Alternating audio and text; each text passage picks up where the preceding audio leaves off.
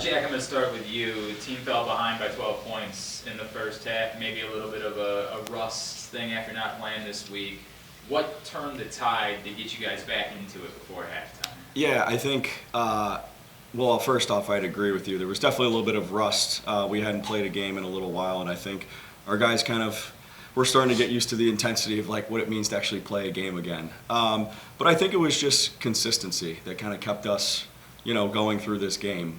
We talk about a lot, like it's a game of runs, and whether we're going on a run, whether they're going on a run, it doesn't really change our game plan and the things that we talk about. So we got contributions from kind of everyone today, and I think certain guys made some shots, but the main thing was like we just kept making the simple play, and the guys that kept making the simple play over and over again, they proved to kind of get us out of that deficit early in the first half, and then it kind of continued in the second.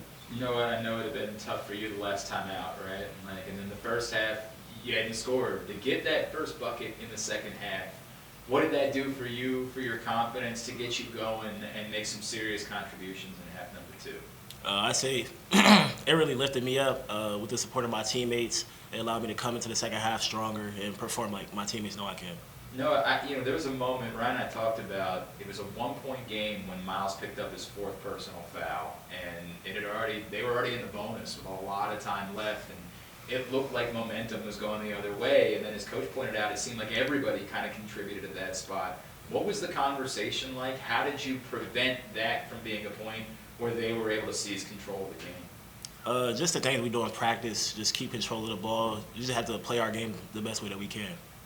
Coach, how happy are you that maybe your team faced a little adversity after losing in overtime the last time, right? That like you faced some adversity tonight and had to show a little bit of mettle and pulling away with the win. Yeah, it's all great experience to go through.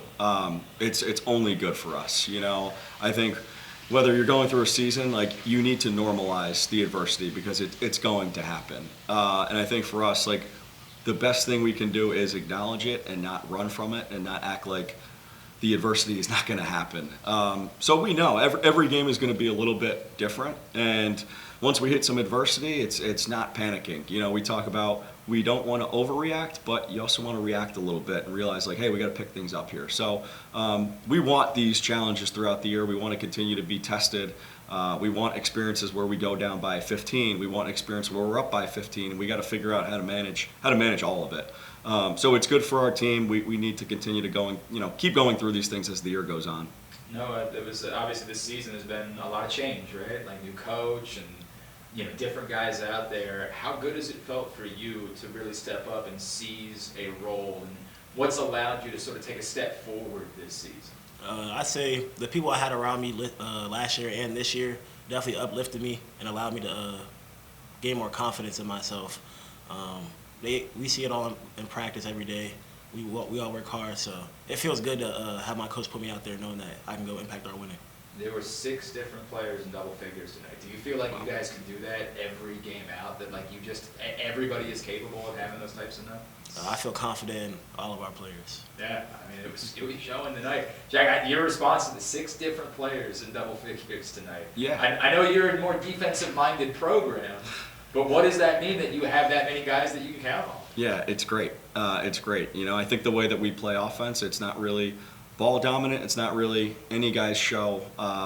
We don't just give somebody the ball and say, hey, go make a play. We talk about passing and moving a lot. And yeah, I think it's good that we have multiple guys that can go score in different ways. Noah being one of them. I think he had 17 points all in the second half tonight. So it's good for us. It kind of it makes us unpredictable a little bit. We're balanced as a group, and more than anything, it keeps everyone humble. It's not always going to be your night. When it is your night, you need to enjoy it, you need to celebrate it, and you need to kind of capitalize on it. But I think the best thing is even when guys recognize that it's not their night and they're not playing well, they've all been good teammates. They continue to play hard. They continue to encourage the guys that are scoring.